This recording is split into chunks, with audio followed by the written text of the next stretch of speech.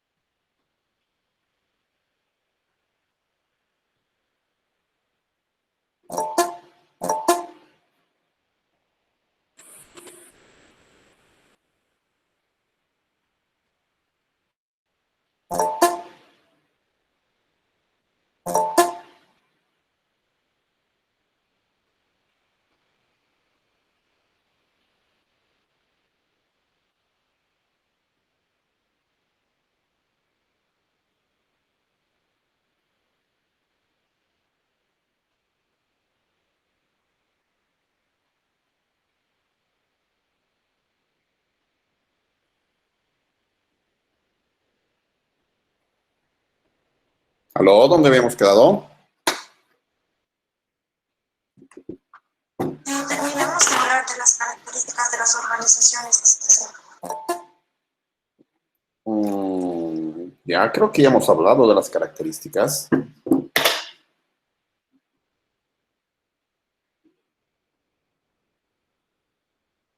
Habíamos dicho de que entre las características que tienen las organizaciones es que son burocracias, ¿sí?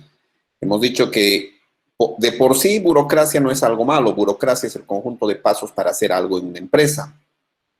Ahora, si esos pasos son demasiados, se dice que las empresas son demasiado burocráticas y, por lo tanto, ineficientes. ¿Ya? Pero en general, una de las características de las organizaciones es que todas, absolutamente todas, son burocracias y con divisiones bastante precisas del trabajo y de la especialización de las personas, ¿no? Entonces hay gente que trabaja en producción, hay gente que trabaja en finanzas, hay gente que trabaja en marketing, en recursos humanos, en sistemas y un montón.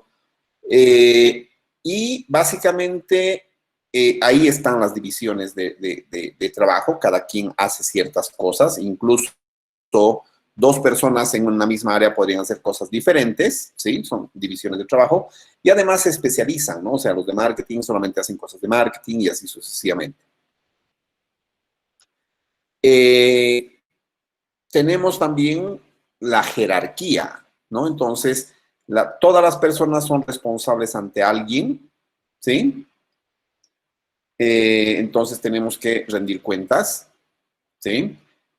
Después tenemos, o sea, debería existir un sistema de toma de decisiones tanto imparcial y universal. Todos deberían participar, ¿sí? O se deberían dar las mismas condiciones a todas las opciones cuando se toman decisiones.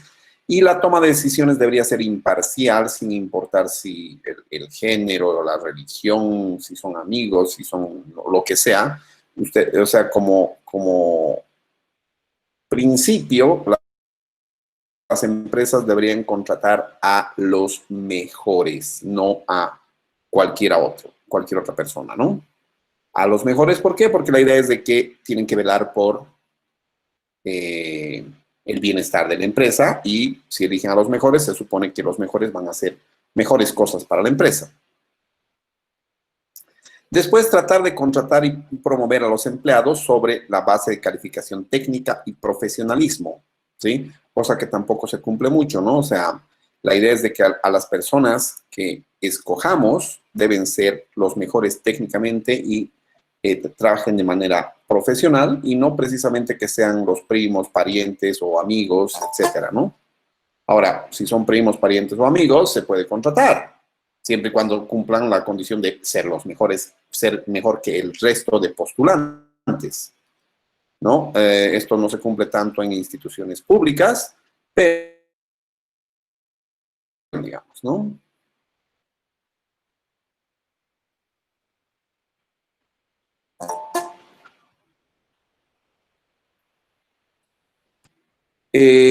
Después, todas las empresas trabajan bajo el principio de eficiencia, que quiere decir tratar de tener la producción máxima con la mínima cantidad de insumos, ¿sí?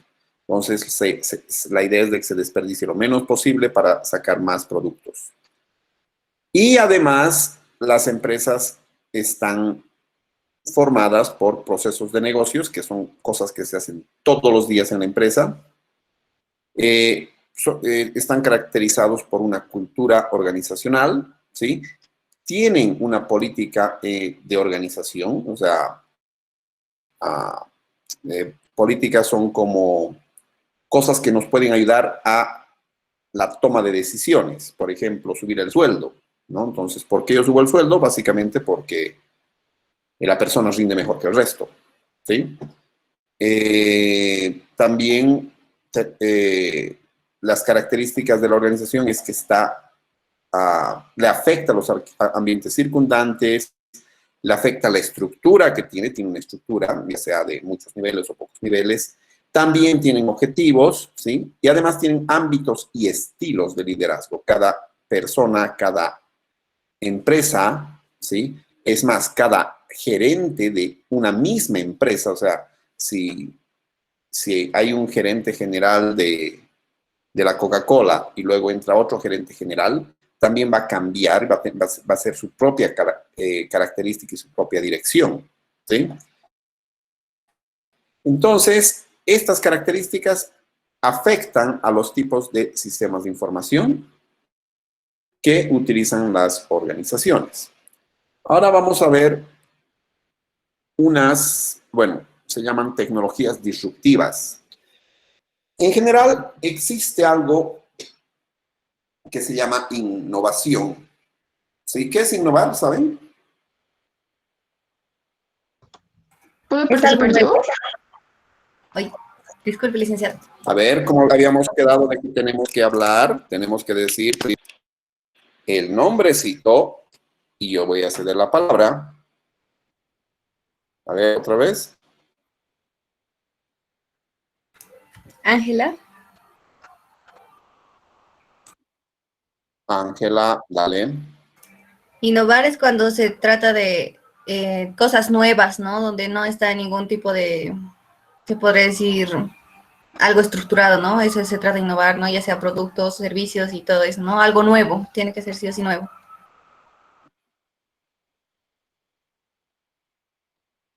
Sí, por eso es la palabra innovar. Pero, entonces, ¿qué es inventar? ¿Cuál es la diferencia?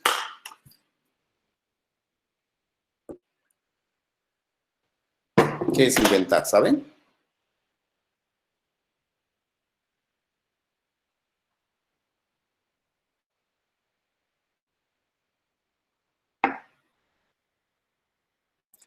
Ya, básicamente inventar es crear cosas, ¿ya?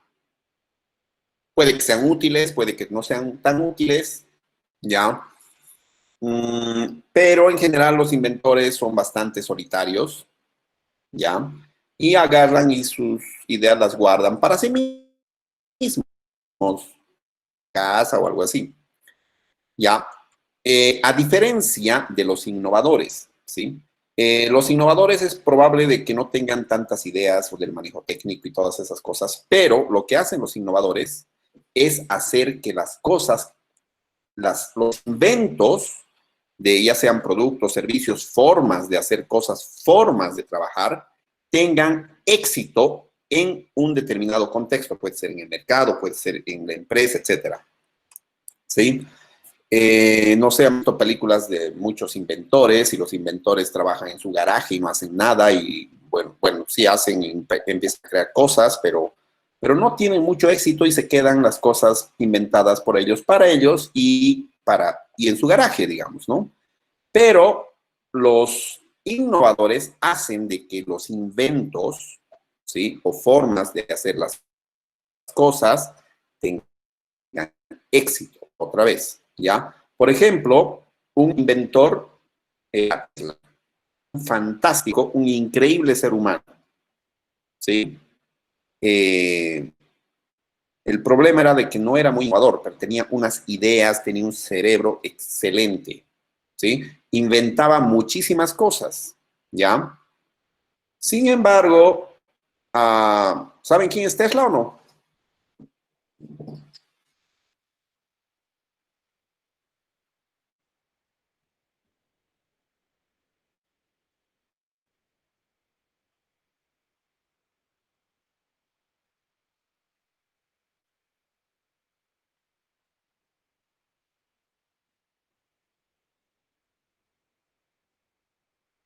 No. Ya, básicamente es el inventor de la electricidad y de muchos artefactos eléctricos, ¿sí? Eh, Su objetivo era de que todo el planeta tenga la energía eléctrica sin costo, pero pues no sucedió. Y básicamente no lo conocen mucho. En cambio, lo conocen más a Thomas Alva, ¿sí? Por la bombilla eléctrica, básicamente era una idea de Tesla, ¿sí? Funcionaba bajo los principios de Tesla, pero Edison agarró y la patentó y pues hizo de que funcione en todo el planeta básicamente. Entonces, esa es la diferencia, ¿no? Entonces tenemos innovadores e inventores, ¿ya?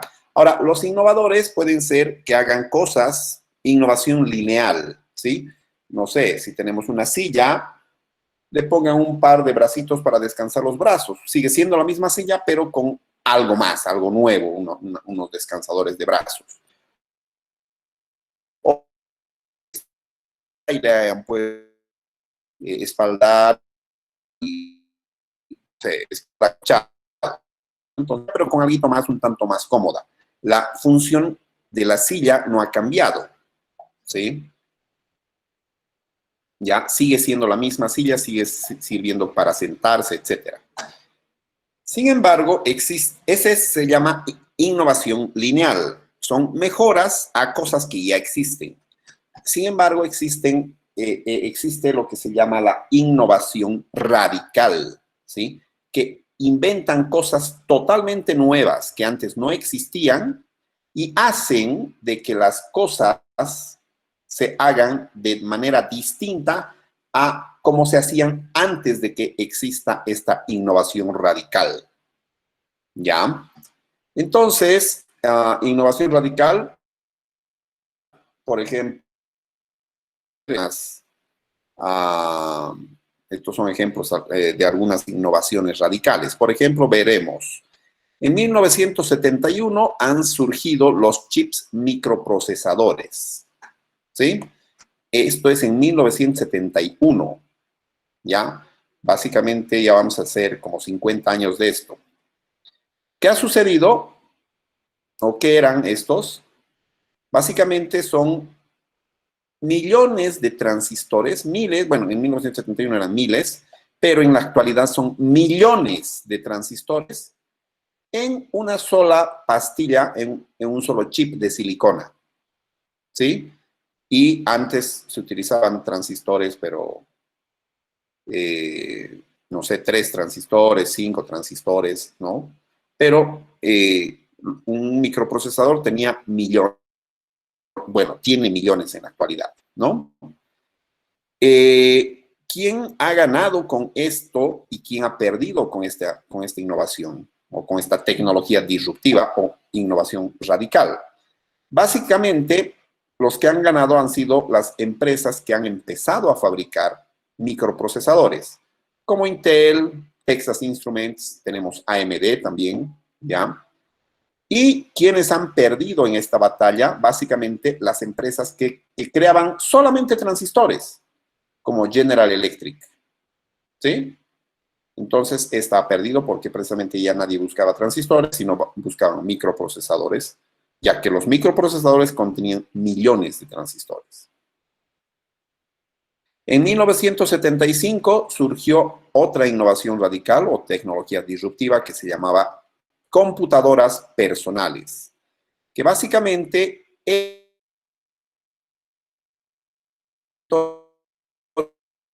baratas y totalmente funcionales. ¿Ya? ¿Quiénes han ganado en esta batalla? ¿Sí? Obviamente las empresas que fabricaban computadoras personales. La HP, Apple, IBM, ¿sí? Y además, esto ha hecho de que las empresas que hacían chips microprocesadores también les vaya bien, como Intel, como Texas Instruments o como AMD, ¿sí? Y las empresas que construían computadoras, mainframes, supercomputadoras, mini computadoras, etcétera, como IBM y DEC, han empezado a desaparecer porque ya nadie pedía computadoras tan grandes, sino con una computadora personal o varias computadoras personales ya se podía trabajar, ¿no? Con la misma potencia. En 1979 surgió otra tecnología disruptiva que era el software el software procesador de palabras, ¿sí? Que era básicamente un programa que nos permitía edición de texto en computadoras personales, era un software, ¿no? ¿Quiénes han ganado? Básicamente las empresas que creaban computadoras personales y también fabricaban software. ¿Quiénes eran estas? También Microsoft, HP o Hewlett Packard y Apple, ¿sí? Y los que han decaído en esta batalla básicamente han sido las empresas que fabricaban máquinas de escribir, porque ya nadie ha empezado o nadie ha continuado con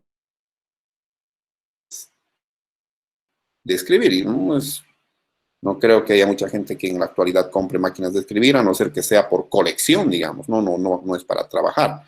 Ahora sí, bueno, si nos vamos por los pasajes y cerca de los abogados, vamos a ver que hay algunas personas que todavía trabajan con eso, pero ya están desapareciendo también, ¿sí? En 1989 surgió lo que se llama la World Wide Web. ¿Saben qué es la World Wide Web?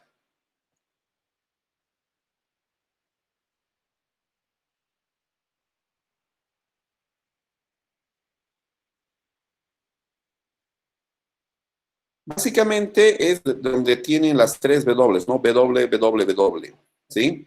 Básicamente la World Wide Web es una base de datos, ¿sí? De archivos digitales, una base de datos, si quieren, global de archivos digitales y páginas a las que podemos acceder de manera instantánea, ¿sí?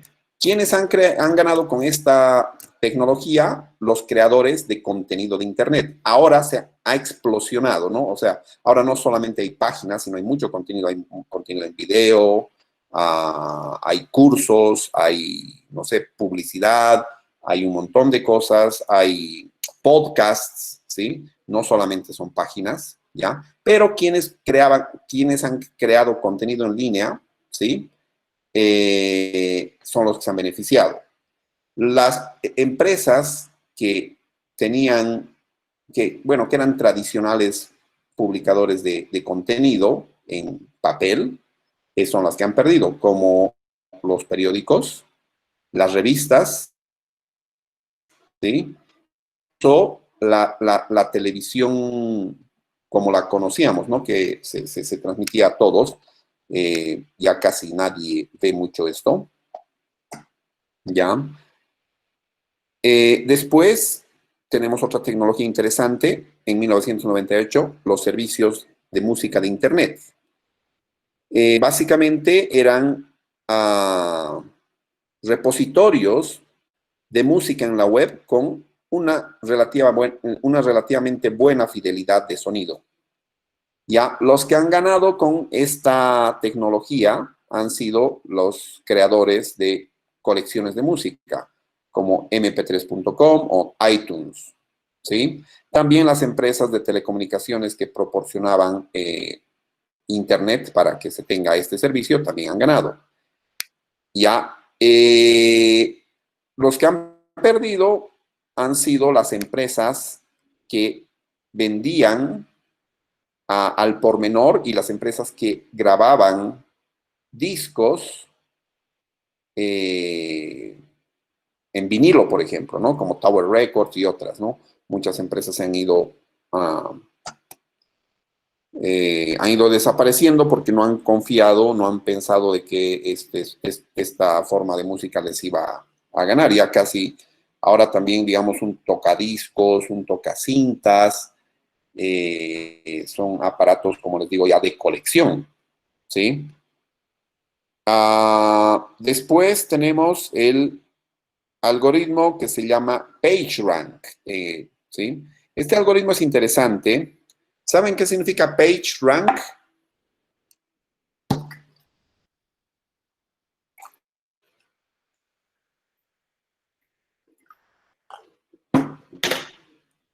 ¿Aló? ¿Están ahí?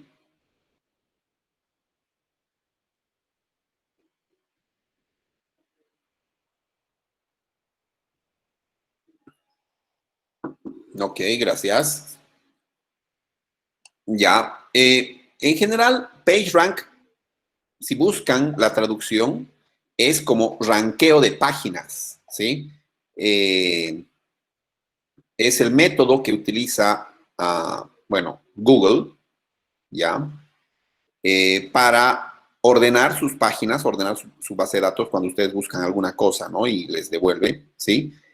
O sea, mientras más populares sean, etcétera, y de acuerdo a algunas palabras de búsqueda, ¿sí? Ese algoritmo es de Google, ¿ya? Pero no es que PageRank algo ranqueo de... Lo que pasa es de que uno de los dueños, los dueños o los fundadores de Google, uno se llama Sergey Brin y el otro se llama Larry Page, ¿sí? Y básicamente estos han creado el algoritmo en su tesis doctoral, con lo cual han creado toda la empresa que es Google, ¿sí? Básicamente en base a este algoritmo. Y se llama PageRank precisamente por el nombre de Larry, porque se llama Larry Page, ¿ya? Y es básicamente el algoritmo de ranqueo de page, no necesariamente de páginas. Entonces, por eso se llama así, ¿ya? De todas maneras, ¿quién ha ganado con esto? Obviamente Google, que es el que ha creado el algoritmo, ¿ya? Y quienes han perdido, no sé si conocían, pero antes habían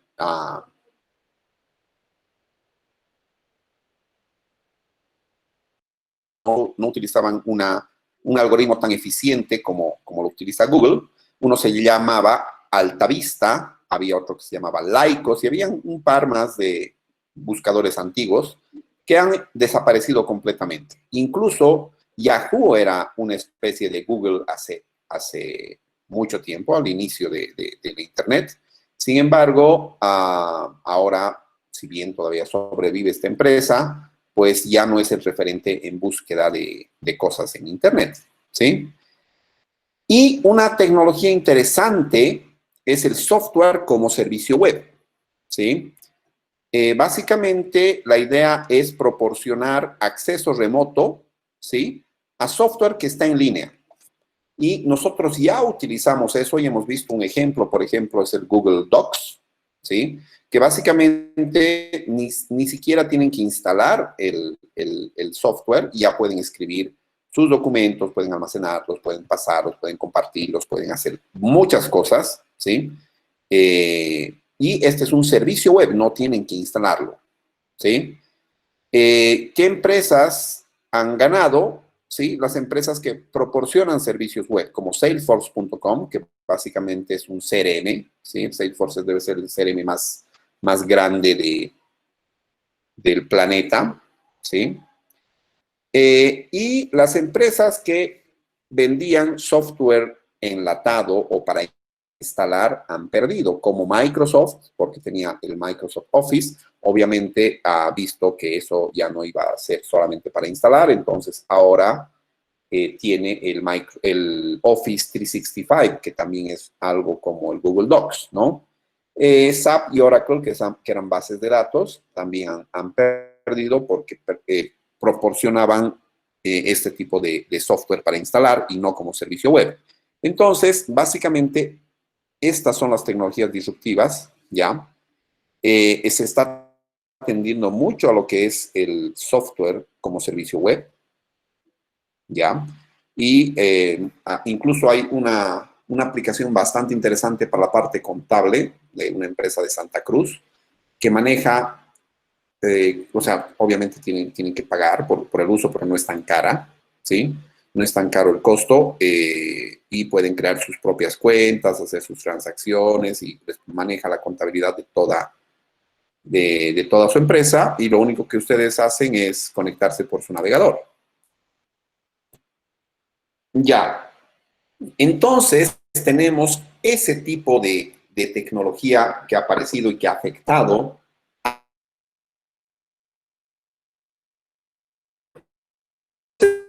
¿Qué tipo de efectos, qué cosas han hecho que cambien? Porque antes funcionaban de cierta manera, pero con la tecnología de información han cambiado, ¿sí? Las empresas.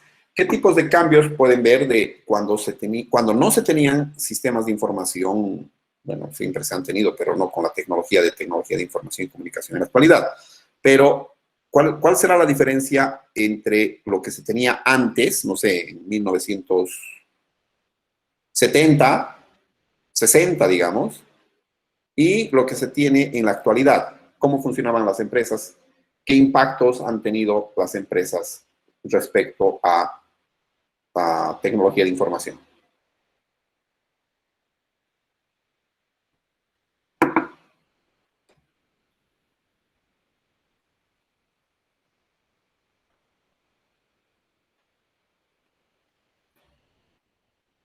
¿Están ahí?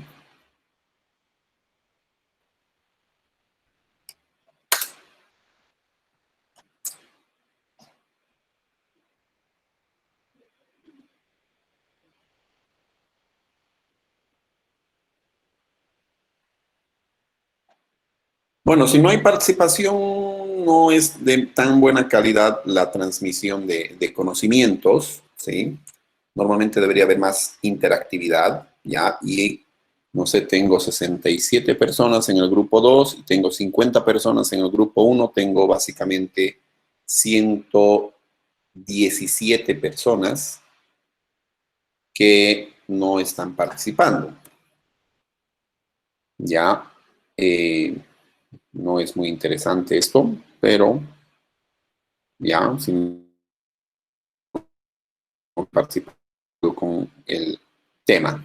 Ya, en general, las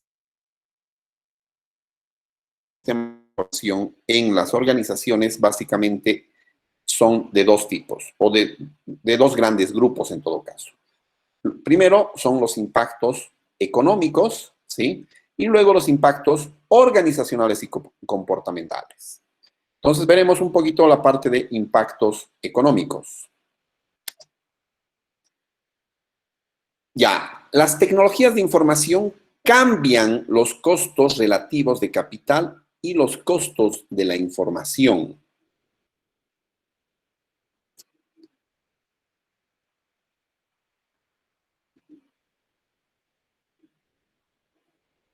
Ya, obviamente, ya como ya se tiene almacenado, se tienen estas tecnologías, se tienen tecnologías de transmisión de datos para conectarse por red a ciertas bases de datos y todo eso, pues si algo, o sea, primero el costo de obtener información se hace cada vez más barato porque ya la tenemos mucha almacenada, ¿sí?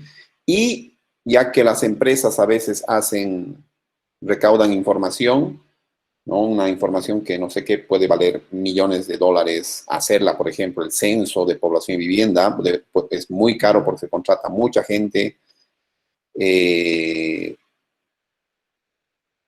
Y bueno, hay que pagarle y todo eso, pero ustedes pueden acceder a esa información ya sea o de manera gratuita o pagando no millones de dólares, sino un pequeño porcentaje porque, no sé, 50 bolivianos, 30 bolivianos, dependiendo de qué es lo que quieran, ¿sí?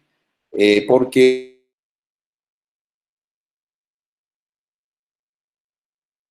¿sí? Y como la va a vender a mucha gente, pues el costo es mucho más barato, ¿no? Después, la tecnología de los sistemas de información, ¿sí? Podría reemplazar al capital y a la mano de obra. O sea, se podría ver como un factor de producción que podría reemplazar ya sea al capital o a la mano de obra, porque antes no se tenía esto y no se consideraba como un factor de producción, ¿sí? En microeconomía tenemos tierra, ¿qué más?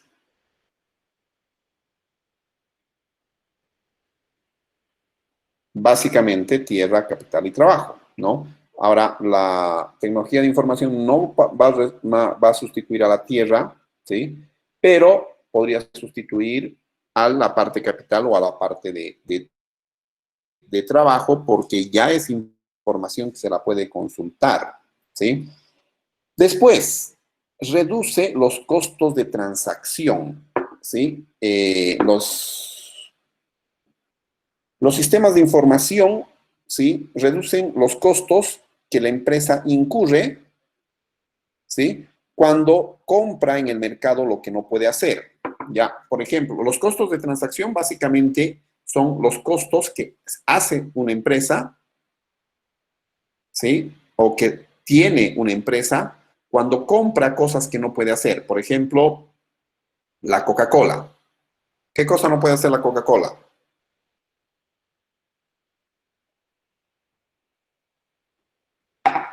Básicamente, la Enbol, digamos, de acá, aunque tiene algunos vehículos, no utiliza precisamente para repartir. Lo que hace Enbol o Coca-Cola de Bolivia es subcontratar personas que tengan camiones grandes que les puedan ayudar a distribuir sus productos por la ciudad, ¿no? O a las diferentes provincias incluso, ¿no? ¿Por qué? Porque no le sale tan a cuenta la parte de distribución. ¿Por qué? Porque no tiene todo ese conocimiento, ¿sí? Y el conocimiento de la distribución básicamente la tienen las personas que hacen la distribución, los distribuidores, ¿no? Entonces, este es un costo de transacción que tiene, por ejemplo, Enbol, ¿sí? La parte de distribución de su trabajo, porque no lo hace la empresa, ¿ya? Entonces, la tecnología de información normalmente, con el uso de las redes, ¿sí?, nos ayudan a reducir los costos de transacción, ¿sí?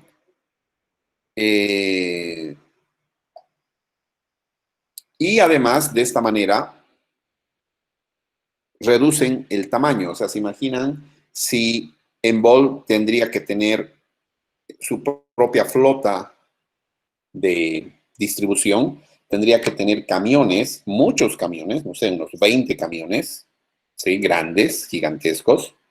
Tendría que contratar gente para cada camión, tanto choferes como ayudantes, etcétera, ¿ya? Tendría que pagar sueldos, tendría que pagar mantenimiento de los vehículos, etcétera, etcétera, etcétera, ¿ya? Si se fijan, subcontratando eso, básicamente se evita de estos costos, ¿no? O sea, no tiene que pagar incluso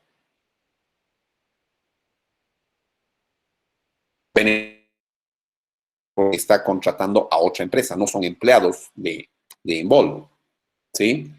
Entonces, de esta manera, las empresas pueden reducir su tamaño, ¿no?, utilizando sistemas de información.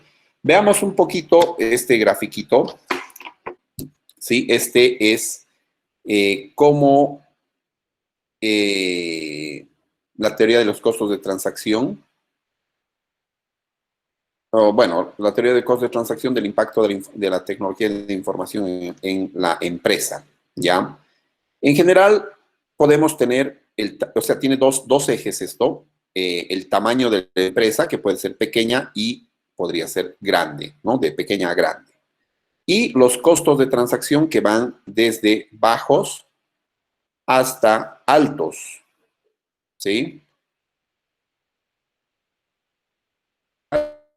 O sea, costos de transacción son altos o fueran altos, tiene sentido crear grandes empresas y hacer todo dentro de la empresa.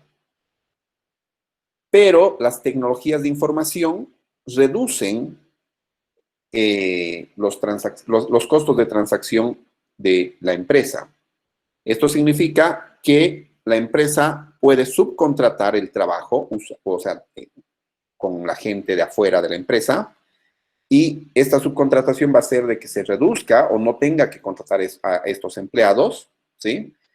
Y obviamente esto va a hacer que se retengan más ganancias para la empresa, ¿sí? Y confiando más en empresas especializadas, en empresas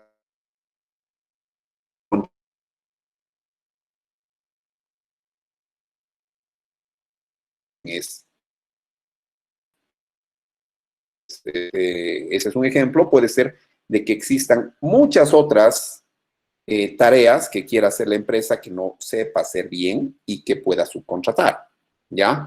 Entonces, normalmente los costos de transacción, cuando la empresa es pequeña, los costos de transacción también son pequeños, ¿sí? Sin embargo, cuando la empresa es grande, los costos de transacción también son grandes, ¿sí? Aquí podemos ver, ¿sí? Entonces, mientras más grande es la empresa, van a existir más costos de transacción, ¿sí? Pero, como les digo, con los sistemas de información se pueden reducir estos costos, ¿ya? Ahora vamos a ver los costos de agenciación o costos de agencia, les dicen, ¿sí? Básicamente son los costos que incurre la empresa, que incurre una empresa por administrar a los empleados. Y acá el grafiquito es un tanto diferente. Acá todavía tenemos el tamaño de la empresa y acá tenemos los costos de agenciación o costos de agencia simplemente, ¿sí? Entonces, les decía, los costos de agenciación son los costos por administrar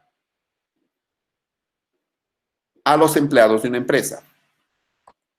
Por ejemplo,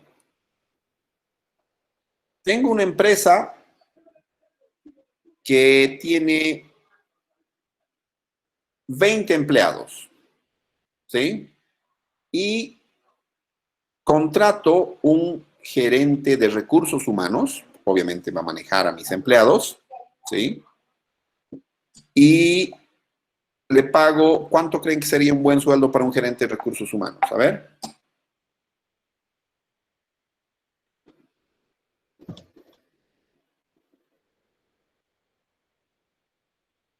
5.000 bolivianos. 7.000.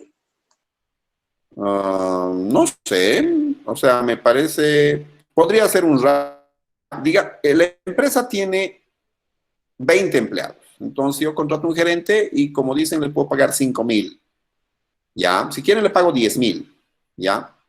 ¿Cuánto me sale la administración de cada empleado con ese sueldo, saben? 20, o sea, básicamente son 1.000 o 10.000 bolivianos o 5.000 bolivianos, si quieren, dividido entre 20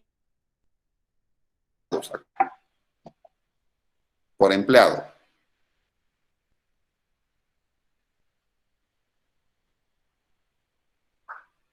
Más o menos me sale como a 500 bolivianos por empleado, ¿no ve?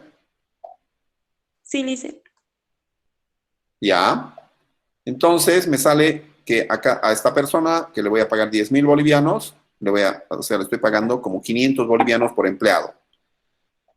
Si tengo una empresa más grande, ya, esto es por si acaso la empresa pequeña. Si tengo una empresa más grande, voy a contratar un gerente de recursos humanos también más grande. O sea, además más caro, ¿sí? Eso es interesante, ¿ya? Normalmente, no sé, supongamos que la empresa tiene 300 empleados, ¿sí? ¿Cuánto le voy a pagar al gerente? 10.000. No, ya, o sea, es una empresa más grande, tiene que obviamente manejar mucha más gente y no le voy a pagar lo mismo. A la de 20 empleados sí, pero ahora somos 300. ¿Cuánto le pago? 15.000. 15.000, le pueden poner 20.000, le pueden poner 25.000 si quieren. Ya. Ya, le pondremos el doble. ¿Sí? 20.000 bolivianos. Y maneja 300 empleados. 20.000 dividido entre 300. 66.67. Básicamente me sale el manejo de cada empleado a 66 bolivianos. ¿Se entiende eso? Entonces, eso quiere decir que los costos de agenciación, de manejar a la gente, van a ser más bajos, van a estar por acá, cuando la empresa sea más grande en cantidad de empleados. Y si la empresa es pequeña, ¿sí? Obviamente los costos de manejar a los empleados se van a hacer más caros. Si se fijan, 500 contra 66 es una diferencia bastante grande, ¿no? Y la tecnología de información reduce los costos de agenciación, ¿sí? Haciendo la administración mucho más eficiente, ¿sí? Se necesitan menos administradores para manejar a los empleados.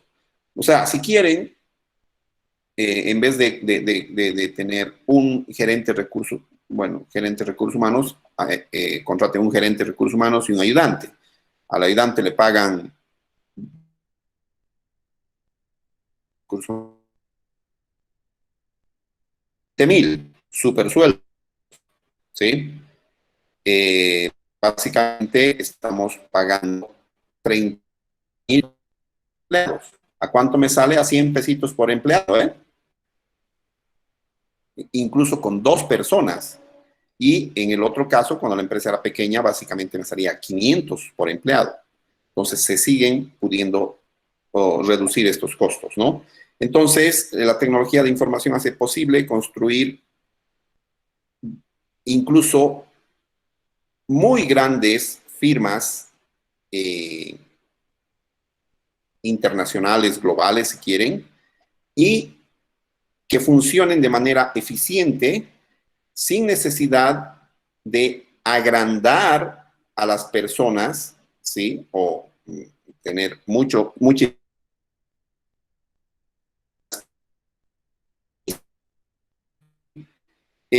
sin tecnología de información, las empresas muy grandes, o sea, para las empresas muy grandes sería muy difícil su operación, porque si no existiría estos costos de transacción que se reducen, ¿sí? Serían muy caro el costo de los empleados. O sea, si se mantendría el costo por empleado, ¿sí?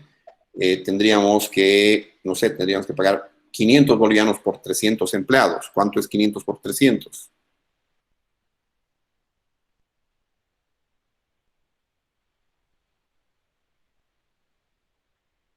150.000. Básicamente no voy a estar pagando 150.000 al mes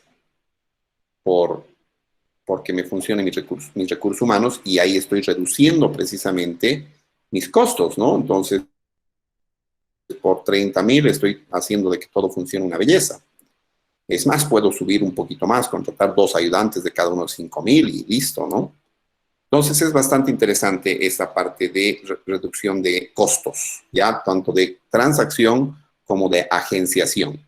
Otro de los impactos interesantes es de que hace de que la organización cambie, son cambios o impactos organizacionales y también comportamentales, o sea, cómo se comportan las personas o cómo se comportaban antes del sistema de información y cómo se comportan después del sistema de información, ¿sí?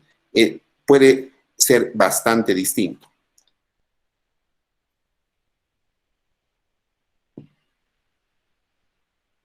Tito Nogales, ¿puedes apagar tu micrófono, por favor? Gracias.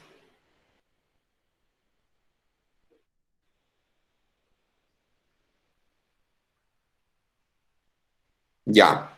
Entonces, el primer impacto a nivel organizacional, ¿sí?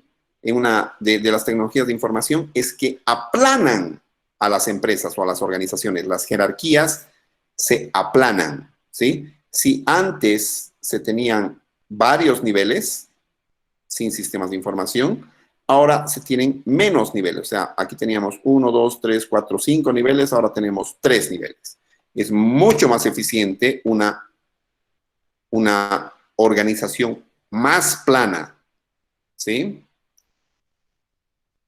Y esto se logra básicamente eliminando varias capas de administración, o sea, con los sistemas de información, y hemos visto que se reducen los costos de agenciación, entonces eso también hace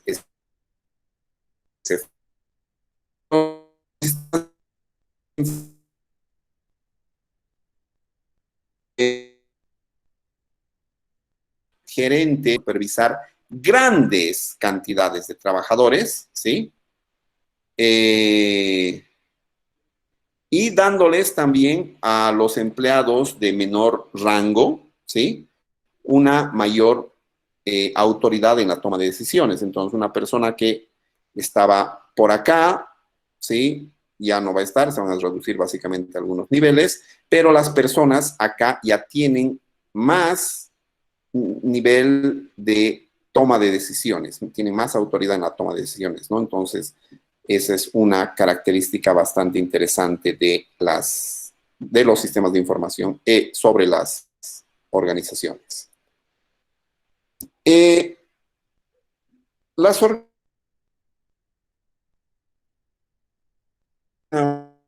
industrial, etcétera, etcétera. Después de la revolución industrial, yo creo que se ha venido la revolución digital en todo caso, ¿sí?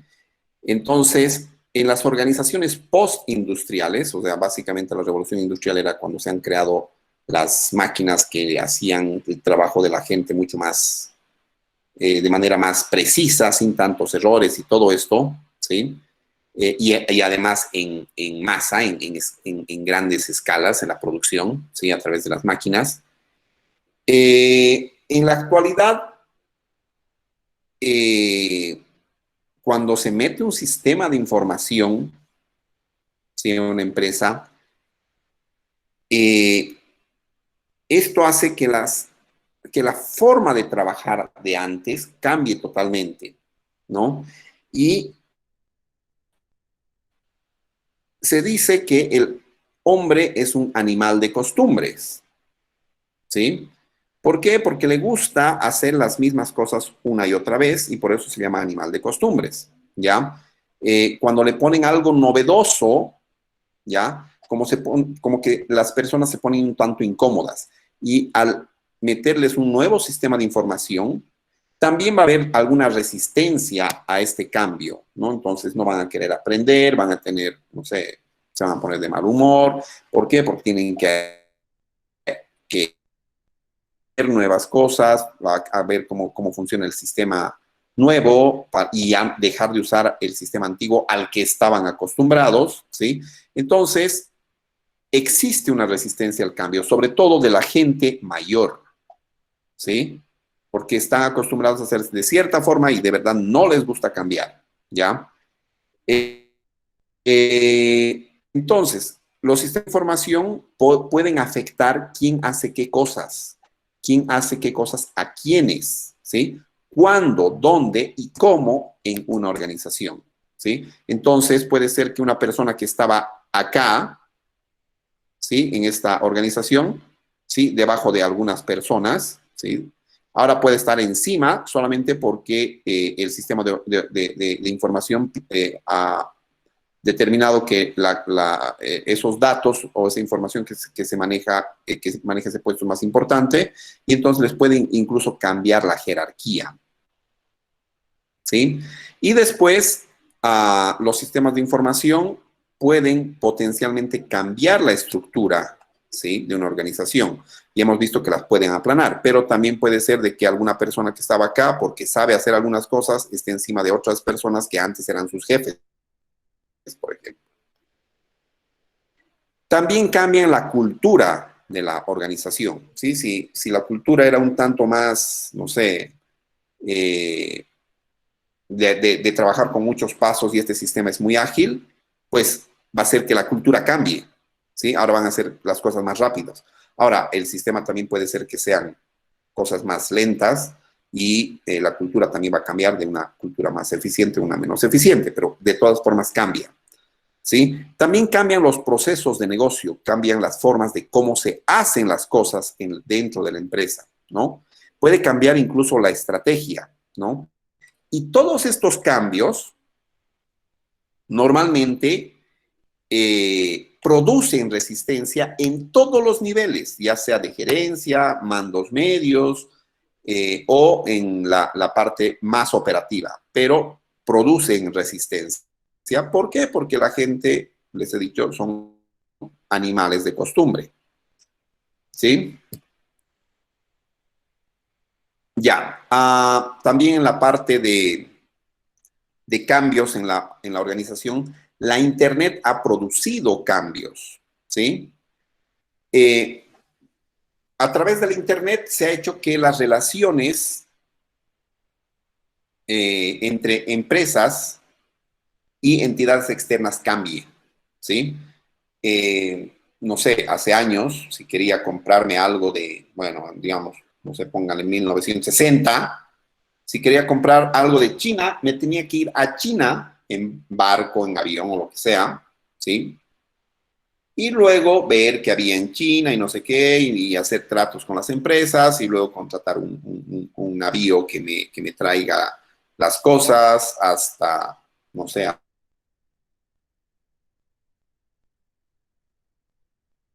y después cuando esté llegando mi barco a Chile, tenía que ir a Chile y revisar que todo esté bien y luego contratar el transporte de cosas hasta Bolivia. Entonces, básicamente era bastante complejo, ¿sí?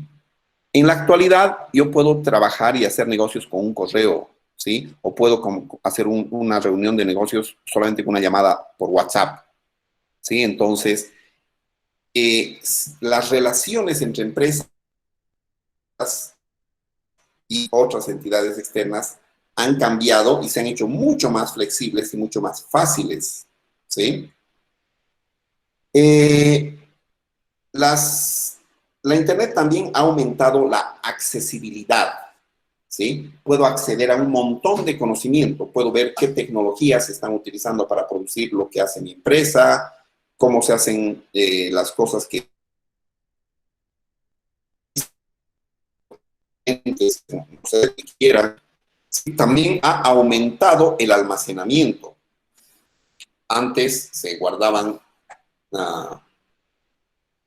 los documentos en disquetes, ¿sí? Esos disquetes eran del tamaño de 1.44 megas, ¿sí? Ya, y no sé, era de unos 7 centímetros por 7 centímetros más o menos el disquete, ¿ya? Pero en la actualidad tenemos pendrives, ¿sí? O tarjetas micro SD que tienen hasta 1 tera o más de almacenamiento. Entonces, esto ha hecho de que no solamente a almacenar textos, informes de las empresas, hojas electrónicas, sino videos, imágenes, sonido, ¿sí? Y también, obviamente, ha aumentado la distribución de la información.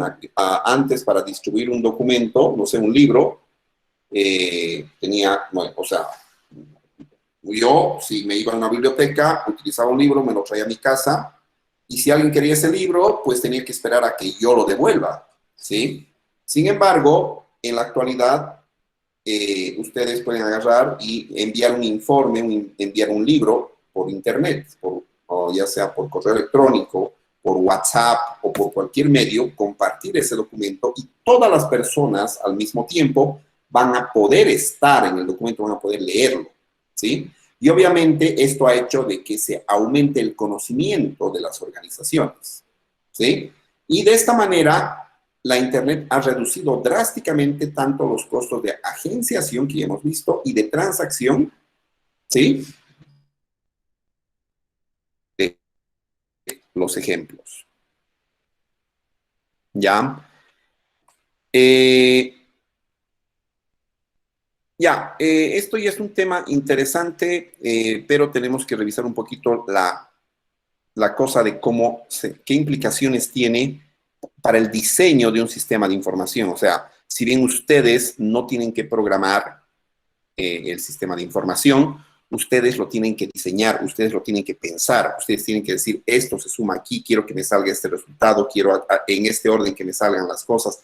Entonces, ustedes conocen, sobre todo en la parte, o van a conocer en la parte financiera, cómo debería funcionar cuando estén trabajando en una organización. Y si la organización necesita un nuevo sistema de información, ustedes van a estar ahí para ver que ese sistema de información funcione como ustedes saben que tiene que funcionar.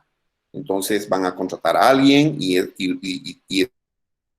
alguien les va a programar el sistema de acuerdo a las especificaciones que ustedes les digan, ¿no? Pero precisamente esto es un poquito nos va a llevar un poquito de tiempo, así que lo vamos a pasar en la clase de mañana, ¿ya? Entonces, si tienen alguna consulta, y si no, nos vemos el día de mañana.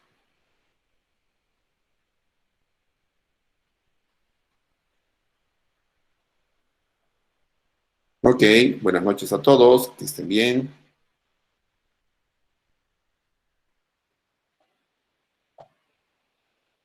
Chao, chao, buenas noches. Chao, Buenas chao. noches. Hola, Chao, que estén bien. Lisa. Sí, chao.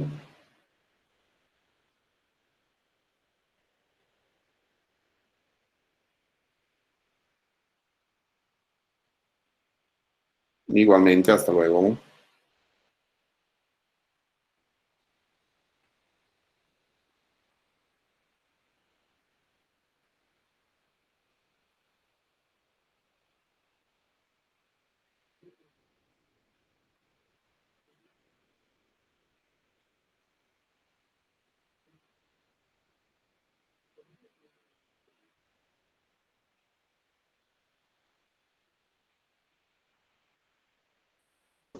Hasta luego, Lisa.